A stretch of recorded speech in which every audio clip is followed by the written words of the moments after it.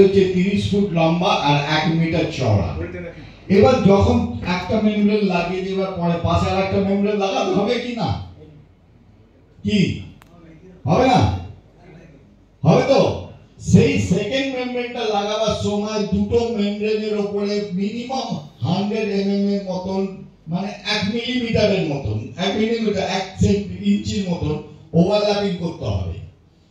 এই ওভারল্যাপিং, এখানে কোনো হিট দেওয়ার কোনো দরকার নেই।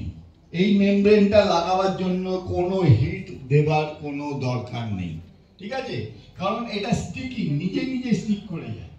এটা পুরো ট্যাঙ্কের বাইরে আপনি লাগিয়ে দিলেন, লাগিয়ে দেওয়ার পরে তারপরে মাটি দিয়ে ভরে দিলেন, যেরকম হয়। ওপরেও যদি লাগাতে হয় ওপরেও লাগিয়ে দিলেন। এটা কি হলো, মাটির সঙ্গে ট্যাঙ্কের কোনো সম্পর্ক রইল না, ঠিক আছে? এবার ভেতরে গিয়ে ট্যাঙ্ক সিল পিডব্লিউটা লাগিয়ে দিতে হবে। ভেতরে গিয়ে ট্যাঙ্ক সিল পিডব্লিউটা লাগাতে হবে।